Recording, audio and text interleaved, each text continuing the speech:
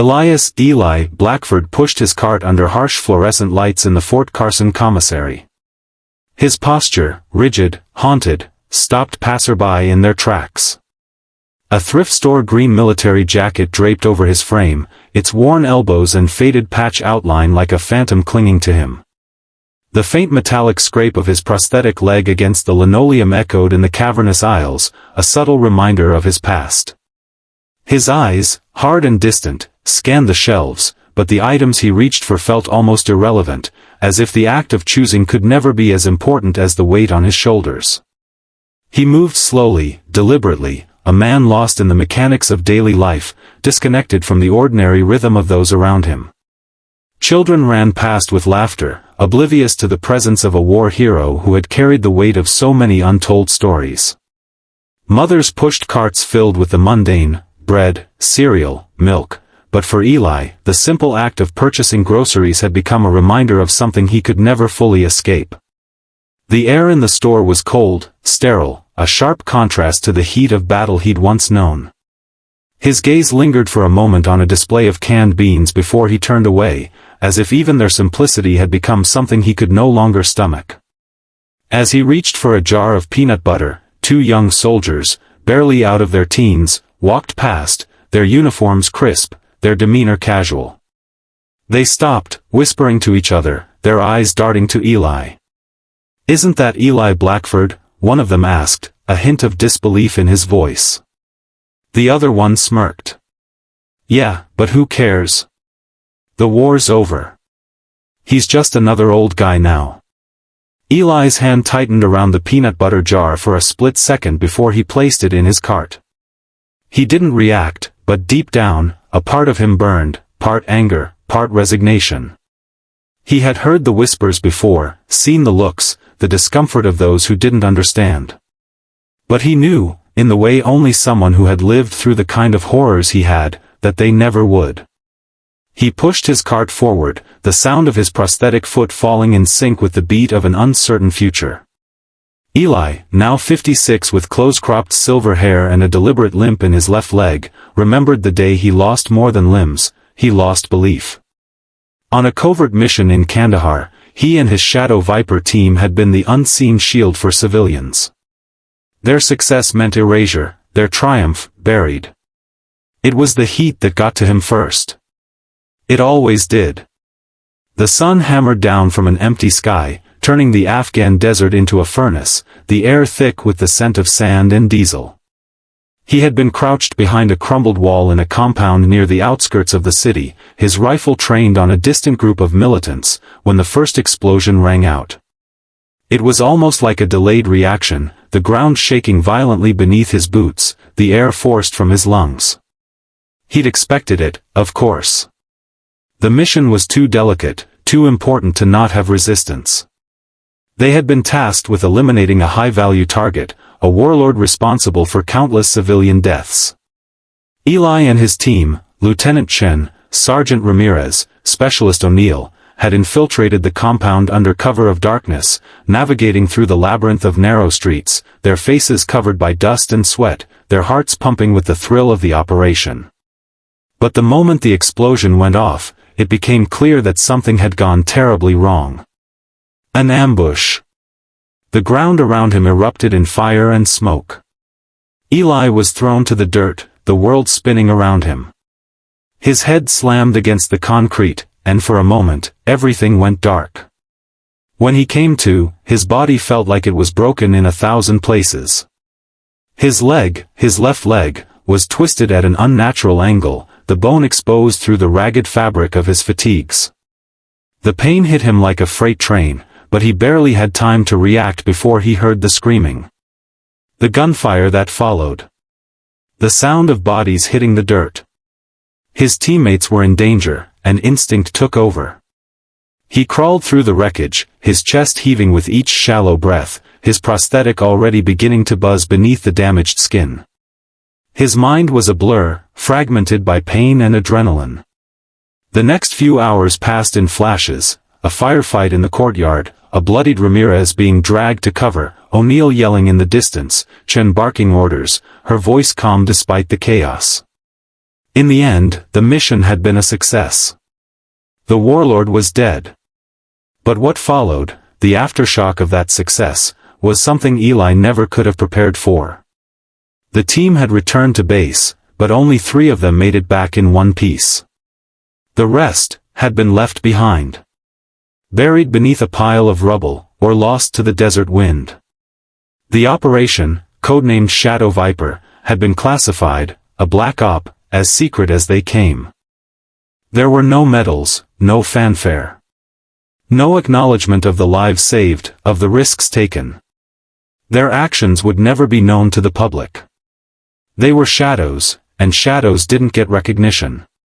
They were meant to disappear, to fade away. It was then that Eli had felt something break inside of him. Not just his body, not just his leg, but something deeper.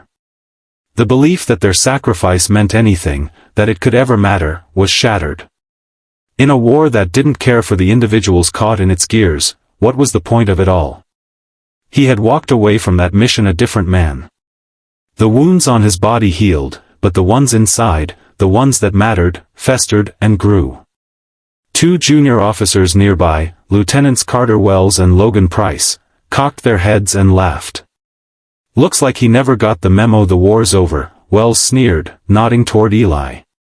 "Guess he didn't get the post-deployment therapy packet either."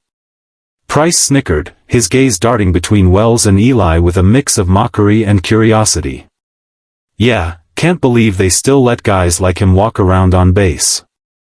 You'd think they'd give him a desk job or something." Eli's eyes remained fixed on the items in his cart. His hand hovered over a can of beans, but he didn't pick it up. The cold glare of fluorescent lights above only heightened the weight in his chest. He wasn't focused on the food anymore, he was focused on their voices, like sharp blades cutting through the air. He could hear the undercurrent of contempt in their words, and it stung like a deep ache, something familiar but harder to ignore now. His life, his past, was fodder for these kids who hadn't even seen a fraction of what he had. They didn't understand. They couldn't. A brief silence passed, thick with the sounds of their footsteps clicking across the linoleum floor. Wells and Price had moved a few steps away, but their laughter lingered in the aisles, carried like a faint echo. Eli closed his eyes for a moment, feeling the sharp sting of the memory, what it had been like to step into those same boots, to be young and full of belief, to look up at those who had come before him and think that their experience meant something. He let out a slow breath and continued down the aisle, one heavy step after the next. There was a calmness in his movements now, not the kind that came from inner peace, but from sheer resignation. He had grown used to it, the whispers, the glances, the need to carry on in a world that didn't quite fit the man he had become. He had fought for his country. Fought for people who couldn't even remember what he did. What any of them did. The memories of his fallen comrades were so much more alive to him than the faces of these young officers. He knew what came with that, what it meant to have seen your brothers and sisters die for a cause that would be forgotten almost as soon as it was won. The stories they had, those untold, unacknowledged stories, would never be spoken aloud again. It was as if the war was just a shadow in the rearview mirror now, fading with every passing year. As he reached the checkout, Eli felt a brief wave of dizziness. It wasn't uncommon. The residual effects of the blast still lingered, phantom pains, disorientation. Sometimes, it was hard to shake the feeling of having a body that didn't belong to him anymore, as if the trauma had stolen more than just his leg, but his ability to be fully present in the world. And yet, he moved forward, keeping his eyes on the counter. There was no room for weakness here. Not anymore. Corporal Jessica Nguyen was scanning items at the register. She had the kind of tired eyes that spoke volumes, eyes that had seen enough to know how to deal with people like Eli, people who wore their pasts like a second skin. She'd been here long enough to recognize the silent soldiers, the ones who didn't ask for attention. She'd scanned his groceries dozens of times before, but this time it was different. This time, the tension in the air between them was palpable.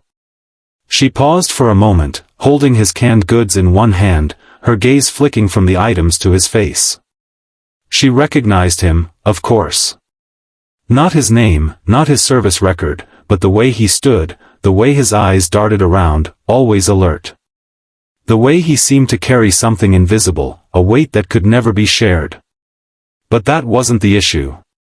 The issue was the two lieutenants behind him, the ones who had just finished their mocking exchange. Eli was too lost in his own mind to notice, but Jessica could feel the injustice hanging in the air.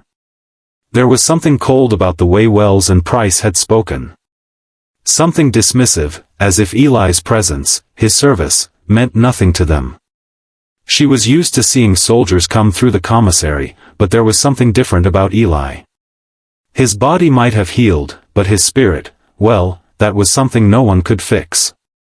When the system flashed his records, Jessica caught a glimpse of something she had never seen before, the label next to his name.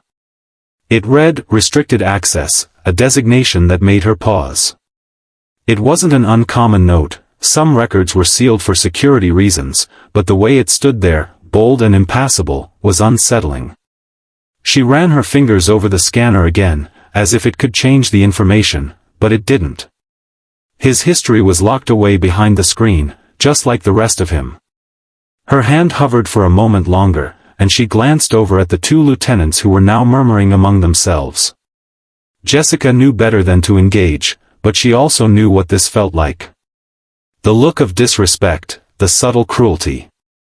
The way people like Wells and Price never seemed to understand that some service wasn't meant for headlines, it was meant for saving lives that would never be recognized.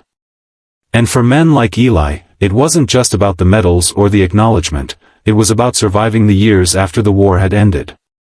Surviving in a world that had long since moved on, forgetting the sacrifices made in the shadows. The checkout line was growing longer, and Jessica's mind spun with the conflicting sense of justice she couldn't shake. She knew better than to call attention to the record she'd seen. Military protocols were strict, and poking too far into someone else's business could have repercussions. But in that moment, as she slid the items across the scanner, something inside her hardened. She wouldn't let them see the discomfort on her face, but she would make sure Eli's transaction was smooth. He deserved that, at the very least. The weight of his past hovered over her like a fog as she finished scanning his items. Without looking at the two young lieutenants behind him, she gave Eli a small nod and slid the receipt his way. He didn't look at her. He didn't say anything. And that was just fine. Because there was nothing more to be said. But in the back of her mind, Jessica made a silent promise. If anyone would remember Eli Blackford's story, it wouldn't be them. It would be her. She knew how to recognize a man who had fought battles that had never been acknowledged. She had seen it in his eyes. And she wouldn't forget. At the register, Corporal Jessica Nguyen scanned Eli's items, the soft beep of the scanner filling the silence between them. Her fingers moved quickly over the machine, but her mind lingered on something else, the tension between Eli and the two lieutenants behind him. It was hard to ignore, harder still to reconcile with what she knew about the man standing before her. Eli, however, was lost in his own thoughts, his attention focused on the items in his cart, the faint hum of his prosthetic leg making the only sound besides the scanning of groceries. He was always like this, distant, his body present but his mind elsewhere, caught in some faraway place that Jessica could only guess at. She had seen it before, in the faces of older veterans who had come home, only to find that they didn't quite belong to the world they returned to. It was the look of someone who had seen too much and was tired of trying to explain it. Jessica had been stationed at Fort Carson for 2 years now, long enough to witness the subtle cruelty of soldiers who never quite understood what it meant to truly serve. The younger ones, like Wells and Price, were often the worst. Their bravado, their inability to see beyond their own narrow scope of the world, it was maddening. They didn't know what it was like to lose a piece of yourself and then try to live with that loss, to try and find a way to continue forward when everything inside you felt broken. She could sense Eli's discomfort without needing to see it. The way he gripped the cart's handle like it was the only thing holding him together, the way his jaw clenched as he kept his eyes down, avoiding any further confrontation. She could almost hear the thoughts running through his head, the silent struggle, the old wounds he carried that no one but him would ever truly understand. The military had a way of sweeping these things under the rug. Veterans like Eli were forgotten once their usefulness was over, cast aside when their stories no longer fit the narrative. They became part of the wallpaper, their sacrifices fading into the background as younger, more photogenic faces took their place. And the public, those who had never seen the horrors of war, moved on, as if the past was something they could simply forget. Jessica paused in her scanning, her gaze flicking from the register to Eli's face. She didn't recognize him from any official reports, but there was something about the way he held himself that spoke volumes. He wasn't just a soldier, he was a man who had lived through something no one else had, something that had shaped him in ways no one would ever be able to understand. She wasn't supposed to pry, wasn't supposed to ask questions, but she couldn't help herself. She felt an unspoken connection to him, the kind that comes from recognizing someone's pain, even if they never show it. As she continued to scan his groceries, she noticed the small tremor in his hand as he reached for his wallet. It was subtle, almost imperceptible, but it was there. The kind of tremor that came not from age, but from something deeper, something that would never heal. She had seen that before in other veterans, the ones who had come back with more than just physical scars. The ones whose souls had been scarred, whose spirits had been broken by the things they'd seen and done. And she knew, without a doubt, that Eli was one of them. When she swiped his card and handed him the receipt, Jessica felt a moment of hesitation. She wanted to say something, to reach out, to make some kind of human connection. But the words caught in her throat. What could she say to a man like him? What could anyone say to someone who had given so much and received so little in return? Instead, she simply gave him a nod, her eyes meeting his for the briefest of moments. It was a silent acknowledgement, a recognition of the person he was, even if the world around him refused to see it. She didn't expect him to say anything in return. Eli wasn't the type to open up, to share his story. But she hoped, in that small, fleeting exchange, that he knew, someone saw him. Someone understood. As Eli turned to leave, Jessica's gaze shifted to the two lieutenants who had been watching the entire exchange. They were still whispering among themselves, oblivious to the history that stood just a few feet away. They didn't see the man before them, only the prosthetic leg, the weathered jacket, the silence. They didn't know the sacrifice, the battles, the ghosts that Eli carried with him every day. They never would. And that was the way of it, wasn't it? The ones who fought and bled, the ones who bore the scars, were always the last to be remembered. It wasn't the ones who stayed home, who lived normal lives, who made the headlines. It was the ones like Eli, the ones who had disappeared into the shadows, who paid the price and then faded away, unnoticed. Jessica couldn't change that. But she could remember. And in that small, quiet way, she could make sure Eli Blackford was never completely forgotten. As Eli walked through the commissary doors, the cold air of the parking lot greeting him, Jessica felt a pang of something deep in her chest. Maybe it was empathy, or maybe it was anger at the injustice of it all. Either way, she knew that what happened in that store was just a small piece of a much larger story, a story that had been left untold for far too long.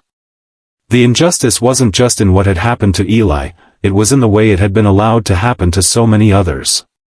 The soldiers who had given everything, only to be cast aside when they could no longer serve. The men and women who had sacrificed their youth, their bodies, their sanity, and who would never be recognized for it. The ones who had been erased from the history books, even though they had bled for the very country that now refused to acknowledge their pain. Jessica closed her eyes for a moment, the weight of it all pressing down on her. She didn't know what she could do about it, but one thing was certain, she would never forget Eli Blackford. And maybe, just maybe, that was enough. The next day, Eli stood in the small, sterile courtyard outside the main hangar on base. The sunlight was harsh, casting long shadows across the concrete, and a slight wind stirred the dust, making the place feel emptier than it already was. There was a sense of heaviness in the air, a weight that seemed to settle on his chest the moment he stepped outside. He didn't belong here anymore, not really. But today, there was something different, something he couldn't quite put his finger on. He could hear the voices before he saw them, the quiet murmurs of soldiers and officers gathered near the hangar entrance. Most were talking among themselves, their voices low, but there was an undertone of anticipation in the air. Eli felt it, too, but he couldn't understand why. It had been years since anyone had acknowledged what his team, what he, had done. The operation in Kandahar had been buried, classified, hidden behind layers of bureaucracy and secrecy. The recognition, if it ever came, had seemed like a distant dream. But today, something was different. Today, there was a ceremony, and Eli wasn't sure whether he should feel honored or embarrassed by it. He adjusted the collar of his faded military jacket, his fingers brushing over the frayed edges of the patches that once held significance but now seemed like relics from another life. His prosthetic leg clicked softly with each step, but he moved slowly, deliberately. He had learned to carry the weight of time, of memories, better than he used to. He was used to the silence now. But standing here, with the sun on his face and the hum of activity around him, he felt it pressing in on him once again. As he approached the gathering, he saw Major Dan Parkhurst standing near a small podium, talking to a few officers. Dan had been with him in Kandahar, one of the few who knew what Shadow Viper had really done. He wasn't like Wells or Price, those young, brash lieutenants. Dan was older, seasoned.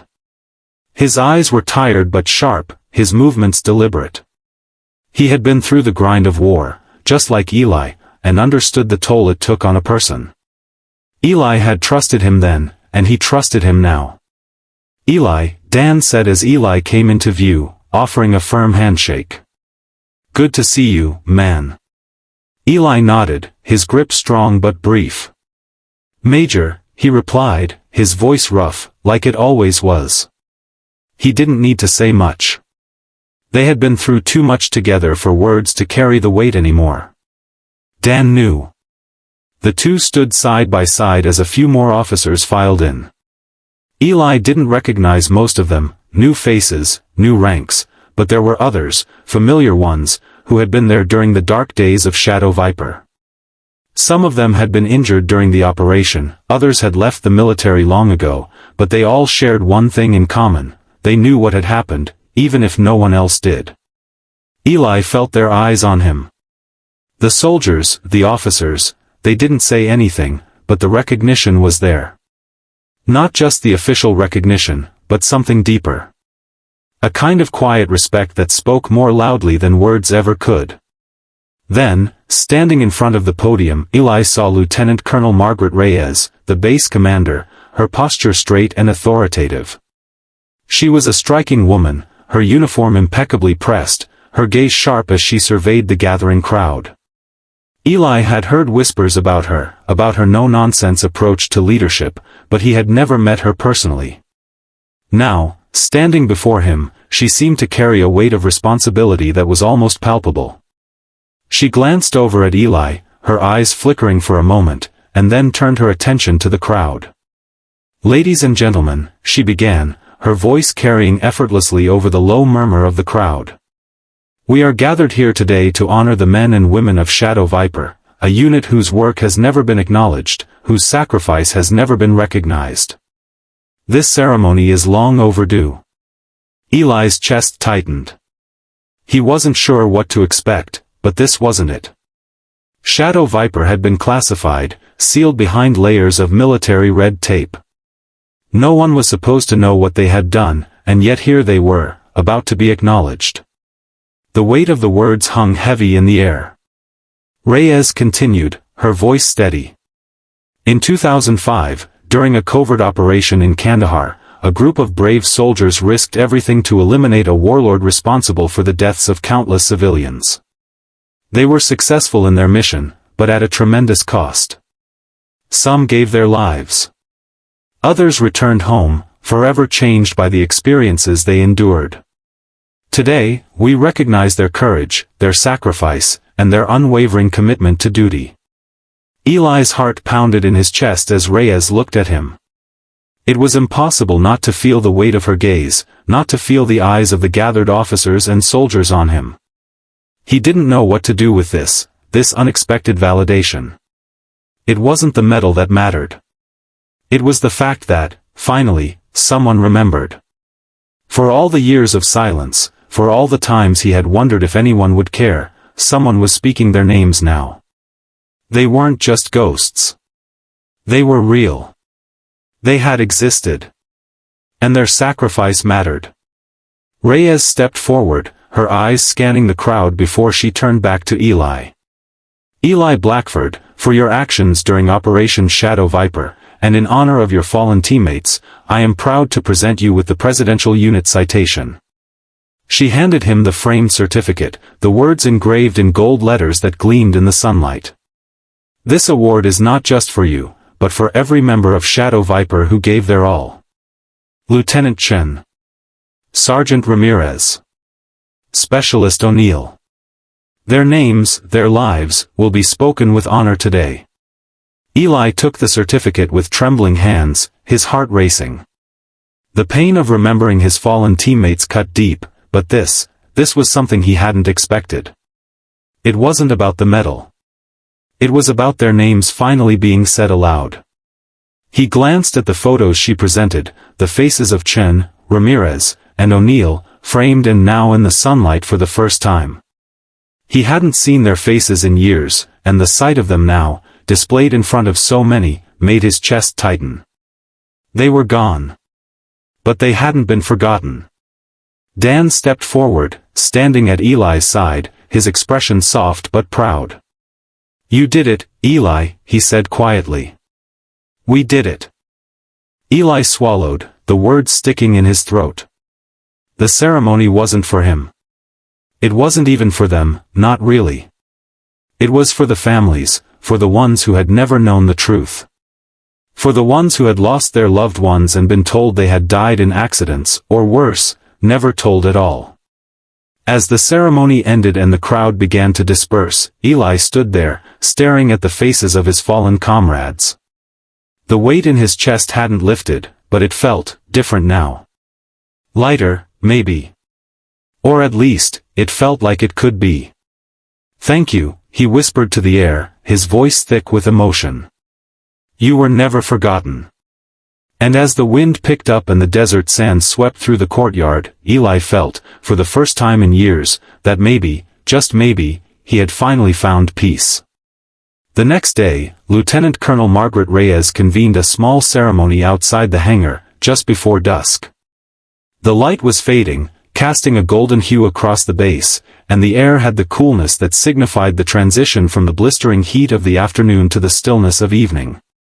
Eli stood off to the side, a quiet observer as the gathered crowd spoke in hushed tones, waiting for the final act in a story that had lingered in the shadows for far too long. Eli had never been one for ceremonies. He'd endured them in the past, more times than he cared to count, each one a hollow moment of public acknowledgement that never quite captured the truth. Today, though, there was a weight to it that felt different. This wasn't for the audience. This wasn't for the accolades. This was for the families, the wives, the children, the mothers and fathers, who had never known the full story. This was for those who had lost someone in Shadow Viper, for those who had been told their loved ones had died in some unfortunate accident, when, in reality, they had given their lives in the line of duty, sacrificing everything for a cause that no one would ever acknowledge. Eli's chest felt tight again as the ceremony began, his heart still heavy with the memory of that day in Kandahar, the day his team had been lost. His team. His brothers and sisters. He could still see them all so clearly in his mind, their faces, their voices, the moments of humor and camaraderie that had kept them grounded in a place where everything else seemed to slip away. Chen, the calm leader who always knew what to do, always knew the right words to keep them focused. Ramirez, the tough but gentle soul who kept everyone laughing, even in the darkest moments. O'Neill, the youngest of the group, with the fiery spirit of someone who had come into the military looking for redemption, only to find a family in the most unlikely of places. It wasn't supposed to end like this. None of it. They were supposed to come home. They were supposed to walk off that plane, together, not be scattered like debris across a forgotten battlefield. The realization that they would never share another meal, another laugh, or another drink together, it felt like a wound that never fully healed, one that reopened every time he thought about it. And now, as the wind kicked up and the crowd began to settle, Eli found himself standing in front of a plaque that bore the names of his fallen team. Lieutenant Colonel Reyes stepped up to the podium, her voice steady, her presence commanding. Today, we come together not only to honor the bravery of the men and women who served in Shadow Viper, but to give recognition to those who have never received it, the ones who sacrificed their lives in silence, whose stories have remained untold until now. The crowd shifted, some heads nodding solemnly, others exchanging quiet words. A few families stood at the edges of the gathering, the pain in their eyes evident. They had been told that their loved ones had died in accidents. Their grief had been based on a lie that had kept them in the dark, wondering if they would ever truly know the truth. And now, standing here with the plaque, with the names finally spoken aloud, there was a small measure of closure. It would never be enough. It couldn't replace the years lost, the moments stolen by the silence, but it was something. Something real. Something tangible. Reyes continued, her voice unwavering. It is with deep respect and gratitude that we officially recognize the actions of Shadow Viper during Operation Viper's Bite in 2005. The operation, which was classified at the time, resulted in the elimination of a high-value target responsible for numerous civilian deaths. The operation was successful, but not without cost. Lieutenant Chen, Sergeant Ramirez, and Specialist O'Neill gave their lives in service to this nation, and it is long past time that we speak their names aloud. They are no longer shadows. They are heroes. Eli stood silently, his eyes fixed on the plaque. The names of his fallen teammates were etched in silver letters: Lieutenant Chen, Sergeant Ramirez, Specialist O'Neill. For a long time, their names had been hidden away, as if their sacrifice had never happened. But now, they were here, immortalized in a way that couldn't be erased. Finally, someone had taken the time to remember them, to give them the recognition they deserved. Reyes stepped aside, and a soldier wheeled forward a small table with 3 framed photos. Eli's breath hitched as he looked at the faces of his team, each one smiling, their lives frozen in time. He hadn't seen those photos in years. It felt like looking at ghosts. Chen's calm gaze, Ramirez's crooked smile, O'Neill's boyish enthusiasm. All of them had been so full of life, full of purpose. And now they were gone, their faces only existing in memories, in photographs like these. But even these fleeting images, held weight. They held meaning. The crowd began to murmur, and Eli heard the soft shuffle of footsteps behind him. He didn't turn around. He didn't need to. He knew who it was. Major Parkhurst stood quietly at his side, his expression as unreadable as ever. But Eli could feel the presence of his old friend, the man who had been there during the darkest moments of Shadow Viper. Parkhurst had always been the one to keep them grounded, the one who had insisted that they were doing something that mattered, even if the world didn't know it. The world never would, not in the way they deserved. But at least here, in this small corner of the world, their story was finally being told. The small ceremony ended with a somber silence, as each of the families and officers took turns approaching the plaque to pay their respects. Eli stayed in the background, as he always did. He didn't need to be in the spotlight. He never had. But as he watched the family stand before the plaque, their heads bowed, some of them crying, he felt a strange sense of peace settling over him. It wasn't complete, not by any means. The grief would never truly go away. But the injustice, the silence, it had been broken. He walked forward slowly, his prosthetic leg clicking on the pavement, the names of his fallen teammates etched in his memory as much as they were etched into the plaque.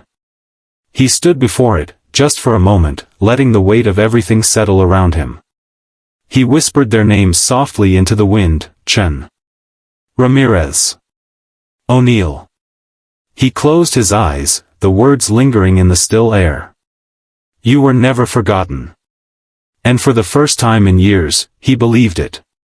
As the wind kicked up again, swirling the dust around his boots, Eli stood there in the fading light, a man who had lost so much but who had, in some small way, regained something he hadn't even realized he was missing.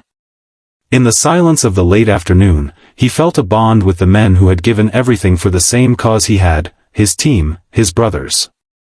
They were gone, but their legacy, their sacrifice, had finally been acknowledged. And maybe, just maybe, that would be enough. Never forgotten.